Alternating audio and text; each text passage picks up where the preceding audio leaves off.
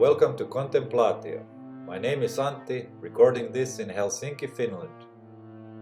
After Spinoza's concept of God started the debates known as the Pantheism controversy in the late 18th century Germany, philosophers such as Kant and Hegel soon joined in, resulting in many fascinating ideas echoing through the works of many influential thinkers to follow, including Marx and Nietzsche, who apparently called Spinoza the purest philosopher.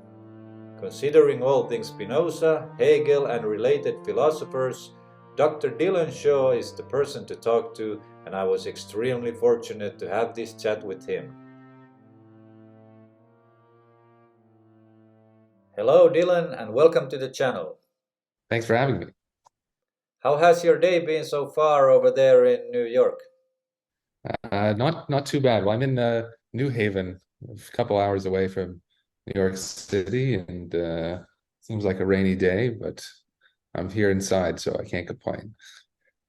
What can you tell me of your academic background and what got you pursuing philosophy as an academic career in the first place? How about your possible religious or spiritual background? Yes. Well, I like to give what's really a very traditional answer about philosophy and the motivation for philosophy, that Aristotle opens the metaphysics saying, all human beings by nature desire to know. And so, in a way, all human beings by nature are philosophers, whether they know it or not. That desire to know comes from wonder at the world, as both Plato and Aristotle agree that philosophy begins with wonder, wondering why. And I suppose there's the old joke that philosophy is the ungainly attempt to answer questions that come naturally to children. Why, for example, with the methods that come naturally to lawyers.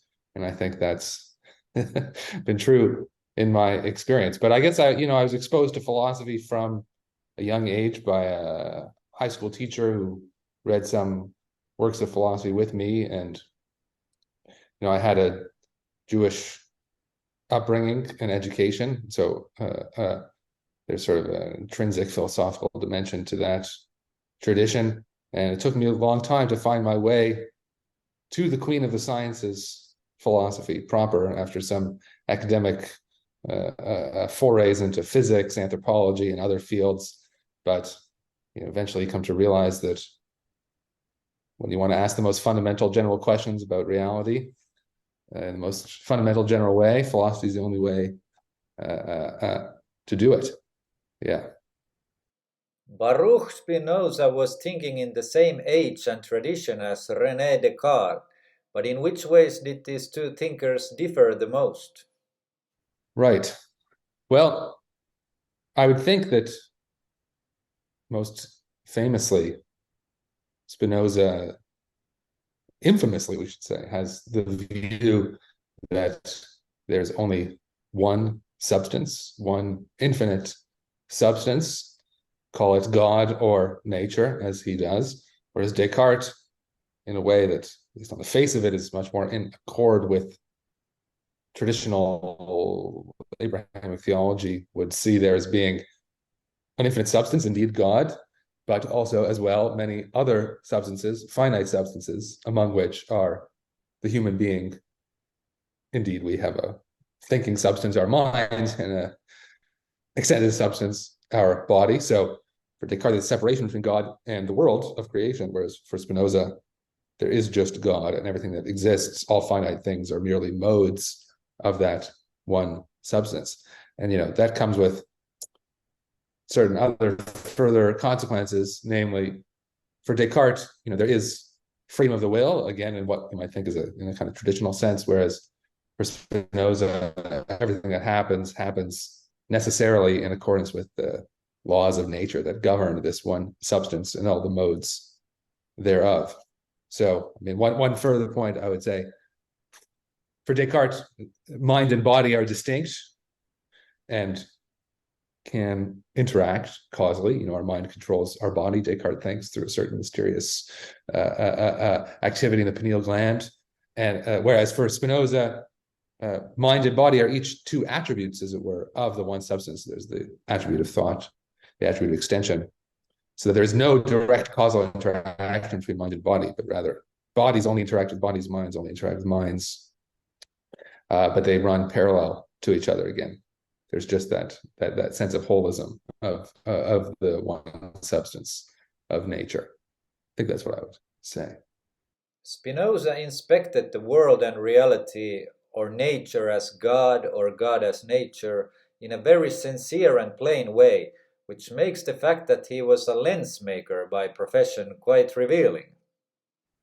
Yes. Well, famously, Spinoza turned down an offer to take up a professorship of philosophy at the University of Heidelberg, since he feared that it would stifle his freedom of philosophizing, and for the same reason he didn't even publish the Ethics until after he died. I mean, posthumously, he was afraid that his reception wouldn't be so good, which he was right about. Instead, he was happy to make a living as a humble lens grinder, although we shouldn't, sell lens grinding too short, I think, as a profession, because it did have a great significance for the scientific revolution, which was still sort of ongoing time, that telescopes and microscopes, these important scientific devices, depended on lenses, and supposedly Spinoza's lenses were very good.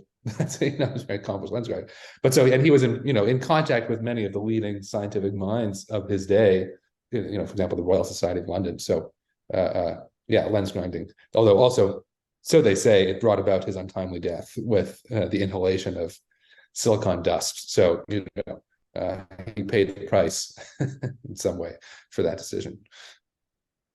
Spinoza's pantheism or panentheism, or reality as modes of God, brings to mind certain Eastern ways of thinking, familiar from, for example, Taoism and some forms of Hinduism. Do we know how much he read from philosophical or religious systems outside of Europe?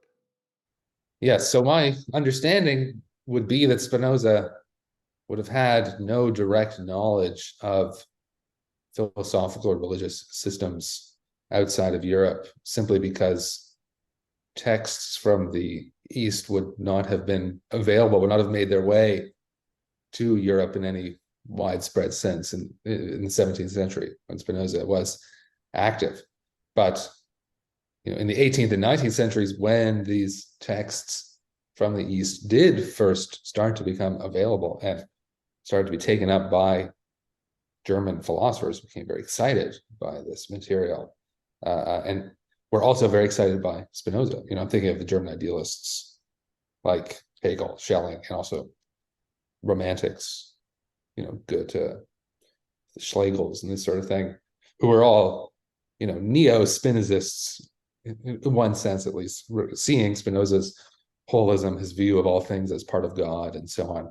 They were very attracted to that idea, and then they saw a very similar idea in Eastern texts that they were reading. Now, of course, those later German thinkers had disagreements about where this leads. So, for example, Hegel, he identifies Spinoza with Hindu mysticism. Spinoza's God or nature, he says, is basically the Hindu idea of Brahman, but he thinks both of those actually fall short in a certain way of his own conception of God, which is more determinate, which has a certain view of freedom that he thinks is absent from both Spinoza and Hindu mysticism. On the other hand, other German thinkers who were anti-Hegelians as well and critical of Hegel wanted to elevate this other side, this pantheistic, which is also describes Hegel himself in a different way. So this connection, which we can draw today, is certainly already noticed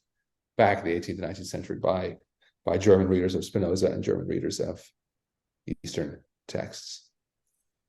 And in the so-called West, how much does he have in common with, for example, Platonism and Jewish mysticism? Yeah, well, there, certainly Spinoza had exposure, at the very least, to Jewish mysticism, given his own upbringing and education in the Jewish community of Amsterdam. And Amsterdam in particular was home to notable Jewish mystics. Some people point to Abraham Cohen de Herrera's Gates of Heaven, which was written in Spanish, but like Spinoza himself, Herrera came from the Spanish Iberian Jewish community that had fled the Iberian Peninsula in the wake of the Inquisition. So now Spinoza just makes a few passing remarks explicitly in his work to Jewish mysticism, which aren't altogether positive, but later scholars have thought this is somewhat disingenuous on Spinoza's part, because there is indeed, clearly and evidently, as many German readers of Spinoza again noticed in the 18th, 19th century, clearly a deep resonance between Spinoza's pantheism, panentheism, and the Kabbalistic and later Hasidic conception of God as the only true existent. So it's just a standard view in Kabbalistic Hasidic metaphysics that there is only God, and everything else, well, is somehow ontologically dependent and therefore on God, and therefore not as real or totally real in the way that God is. And so Spinoza's readers like Leibniz, Jacobi, Maimon all drew this connection between Spinoza and Kabbalah. Again, some seeing that as being a reason to reject Spinoza, and some seeing that as a reason to endorse Spinoza, depending on what your view of Kabbalah, Jewish mysticism, Hasidism is. And as for Plato, I tend to have the view that all philosophy genuinely is Platonism, so far as idealism originates with Platonism, and debates about whether Spinoza is an idealist or not. I tend to have an idealist reading of Spinoza, but certainly Spinoza, like Plato, sees our job as philosophers to be a kind of comprehension of the divine intellectual love of God, through which, in some sense, we are assimilated to God, become like God. Now, Plato's usually thought of as a thinker of transcendence, right? You have our sensual world down here, and you have to climb a ladder up to the intelligible world, where there is the forms, and then the form of the good is the highest form. And you might think, well, Spinoza, no, he's an immanent thinker where God is not out there, the world of the form is not out there, but it's all here. But maybe Plato's not as transcendent as all that. Certainly everything here participates in the one. It's not some world spatially distinct from this world. It's right here in front of us. And on the other hand, in some way, these are family squabbles, I think, in the broader Platonic tradition, which is, in my view, just the mainstream Western rationalist tradition from Plato to Hegel, shall we say, of which Spinoza would be a card-carrying member, I think. Although Spinoza's God might not be an entity who listens to our prayers, it is still unfair to call Spinoza an atheist. Yes, well, as it was put to me by a Spinoza scholar once, in some naive, simple-minded sense, obviously Spinoza can't be an atheist, because the very beginning of the Ethics, the first argument is proving the existence of God. So if you say an atheist is someone who denies the existence of God, well, right there on the first pages of the Ethics, Spinoza proves the existence of God. So how could he be an atheist? Well, of course, in the less naive sense, you say, well, but is Spinoza's God a God worthy of the name? And you might think, well, if you're a traditional theologian of some stripe, you might think, well, no, because a God worthy of the name has to be a transcendent God who's distinct from the world of creation, which Spinoza's God is not. And a God worthy of the name has to be a personal God, a God who, as he said, maybe listens to our prayers, and with whom we can enter into a kind of personal relationship, which you might think Spinoza's God is not. Although Spinoza's God is not just a blind nature or something like that. God thinks. God is an infinite intellect, even for Spinoza. And so far that we think that to be a person is to be a thinker or something like that, that there is some sense in which Spinoza's God, is divine mind and all of this. And I tend to think, well, even if Spinoza's view of God is heterodox in that way, okay, not transcendent, not fully personal in the way we might usually conceive of God, Nevertheless, I think Spinoza understood himself to be, in Novalis's famous words, the God-intoxicated man. He saw his system as the truth of what religious seekers of other kinds are after. There's a God purified of its superstitious trappings, but nevertheless God, and a God for whom we can have love. Intellectual love that is part of God's infinite love, as Spinoza says, and that doesn't seem like an atheist to me. In his system of cause and effect, did Spinoza believe in free will in the way his successor Moses Mendelssohn did? Well, for better or worse, the answer, I think, has to be a clear no. He did not believe in free will in the way that Mendelssohn himself, being a kind of Leibnizian, follower of Leibniz and the German Leibnizians like Wolff and these other folks who insisted on freedom, and Spinoza explicitly denies freedom of the will. Now, that's to say, for Spinoza, everything that happens necessarily in accordance with the laws of nature, which determine things by mechanical cause and effect. And so there's no causal room for me to spontaneously introduce some new causal series into the world. Everything I do is determined fully ultimately by God, since everything follows from the necessity of God's own essence. But Spinoza does still speak about freedom, but for him, freedom, not freedom of the will, but freedom from the bondage of the bad affects of anger, cruelty, regret, shame, guilt, ultimately forms of sadness and suffering. Freedom from that through a comprehension of necessity. When I understand why everything happens in the way it does and why it must happen in the way that it does, then I'm liberated. And this is the intellectual love of God, the philosophical knowledge of all things as coming from God, and coming from God necessarily in the way they do. That's his conception of freedom. Now, whether Leibniz's view of freedom is a view of freedom worthy of the name either. Kant criticizes Leibniz, and by extension Mendelssohn. Leibniz thinks that everything is pre-established by God at the beginning of creation, and then the monads just unfold their predetermined program. And Leibniz says, well, that's still freedom, because the monads are doing it themselves. But Kant's going to say, well, that's just the freedom of a turnspit. You wind it up and then you let it go, and it does what it does, but it doesn't actually determine itself spontaneously in the way that Kant thinks transcendental freedom would have to do. But that's another story, of course.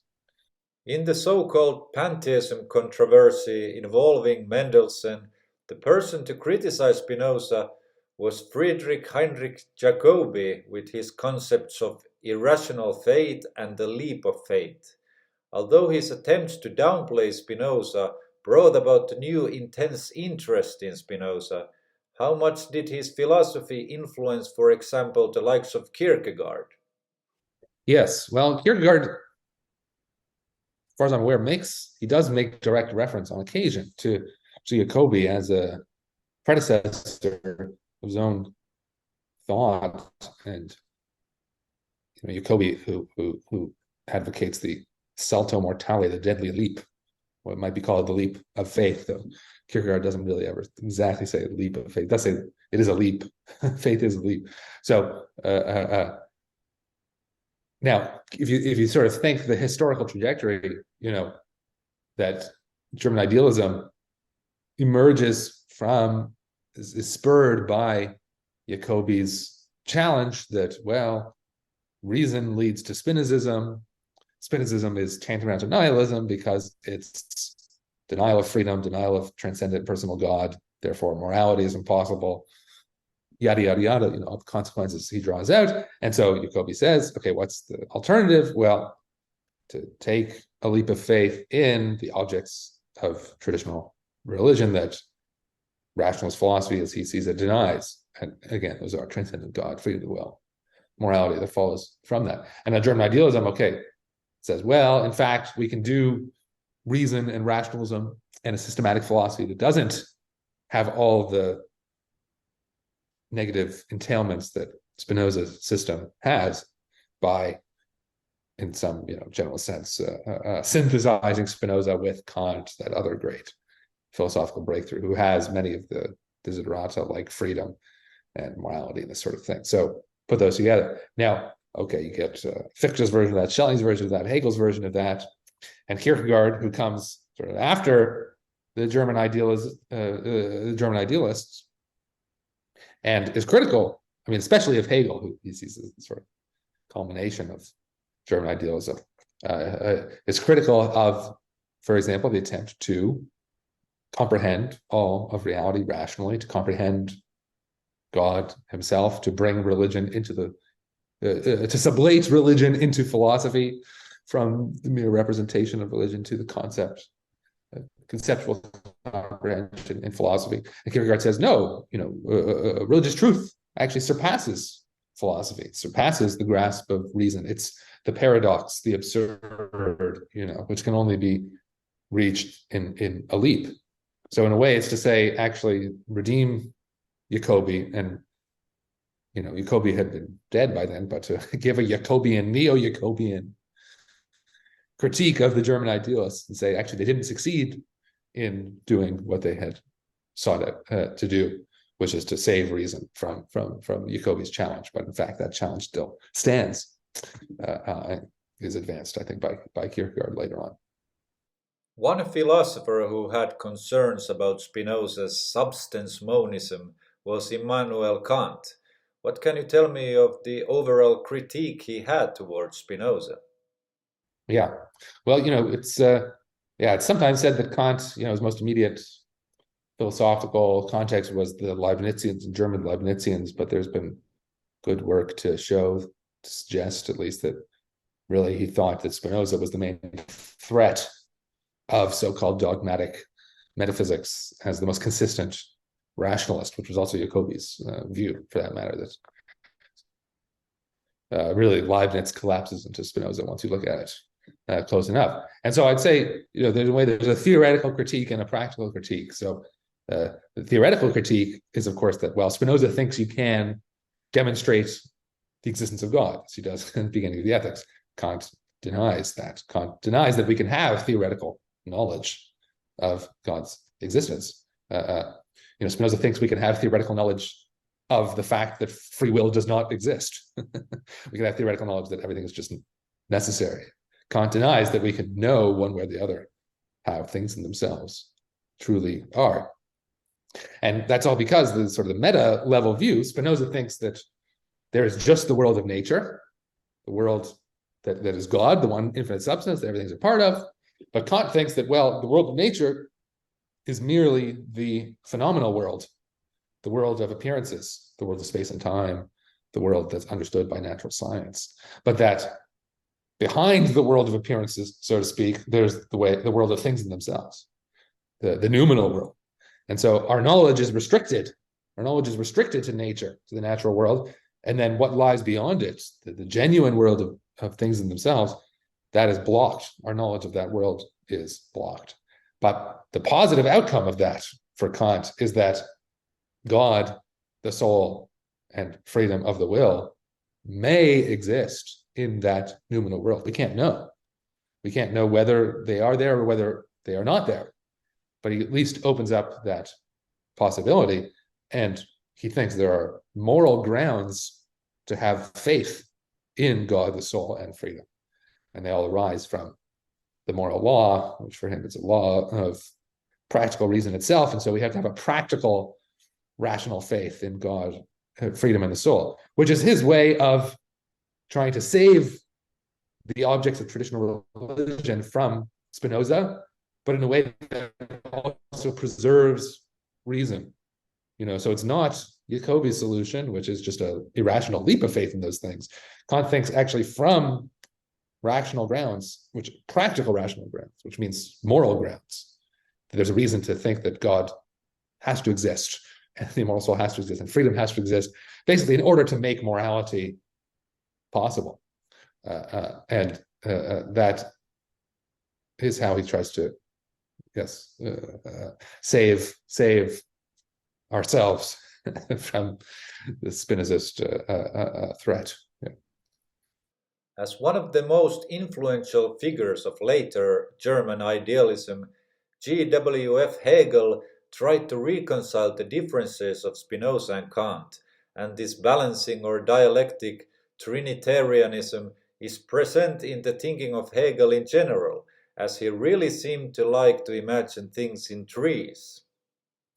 Yeah, so I was thinking the other day, if Spinoza's the thinker of the one. There's just the one substance, monism, say God, that everything's a part of. And Kant being the thinker of the two, is the Kantian dualism between phenomena and noumena, appearances, things themselves, nature and freedom, so theory and practice and this sort of thing. And then Hegel is the thinker of the three. So you get 1, 2, 3 as the synthesis of Spinoza and Kant, whether that's logic, nature, spirit is the famous triad that makes up Hegel's encyclopedia system, or subjective spirit, objective spirit, and then absolute spirit is another kind of triad in Hegel, amongst which the whole system is organized as a nested fractal of trinities, of threes, three terms that can themselves divide into three, and further it goes. But then in some broader ways, as I sort of mentioned earlier, that Hegel, like his fellow German idealists, are trying to wed Spinoza and Kant in some very general abstract way, and say Spinoza's holism, the idea that we're all part of the absolute in Hegel's terminology, but then this absolute is not merely blind necessity, as it might be in Spinoza, but is an absolute of freedom, where we take the notion of freedom from Kant, even if Kant still conceives of it in a kind of one-sided way, according to Hegel, but he has that impulse of human freedom, so that everything is part of the absolute, but we're not, for Hegel, merely finite modes of the absolute, as we are in Spinoza. We're just pushed and pulled around by the laws of nature, but rather for Hegel, we become infinite ourselves. We absolute spirit, which is the highest achievement of the human being. Absolute spirit is infinite spirit, and so we are, in Hegel's view, God's highest self-realization in a way that Spinoza would not allow. And you could say that's Hegel's hubris, on the one hand, versus Spinoza's humility. But on the other hand, Hegel would say, don't have a false humility and think that human beings are such lowly creatures that we're just, a little better than worms and this sort of thing. But instead, we are God coming to self-knowledge, as Hegel would see it. One area you have explored is the possible mysticism of Hegel, perhaps encapsulated with the phrase by Saint Athanasius, "God became man so that man might become God." Yes. So, of course, that phrase, "God became man so that man could become God,"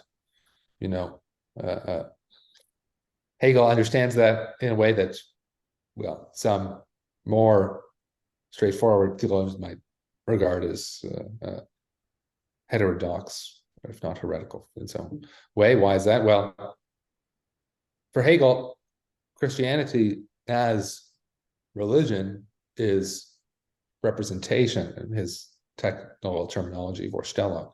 And what is being represented in the Christian narrative, as Hegel sees it? Well, first, God becomes man, that is the incarnation of God the Son in the person of Jesus Christ. But this is to show in some way that the human being as such is divine. But of course, Christ shows that only in a single individual. And then, as Hegel says, that single individual must die in order for all of humanity to become divinized, which is represented in the Christian narrative as the Holy Spirit descending on the community of believers. And now God is spirit itself. And the Holy Spirit, for Hegel, is spirit. But what is spirit? Geist, it's just the word for humanity and all the things that human beings uniquely do.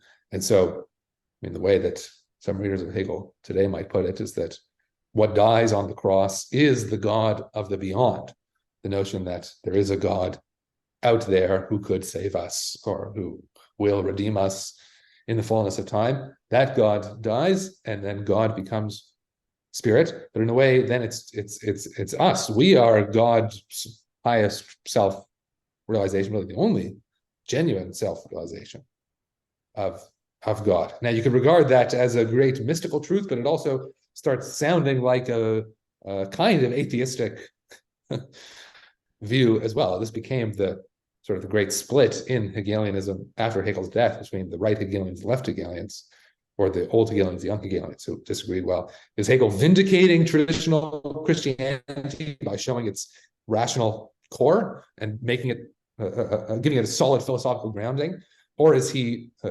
overcoming religion itself by showing that really it's an expression of these kinds of rational truths that do away with a God of the beyond? And so, like Spinoza, you might say Hegel, affirms God by name, so to speak, like Spinoza proves God, but is Hegel's God, the God of Abraham, Isaac, and Jacob, or not? And again, whether that's a good thing or a bad thing is up to the reader. Maybe that's the virtue of Hegel, you might think. One major work of Hegel, the Phenomenology of Spirit, can be read as a personal mystical journey towards the absolute.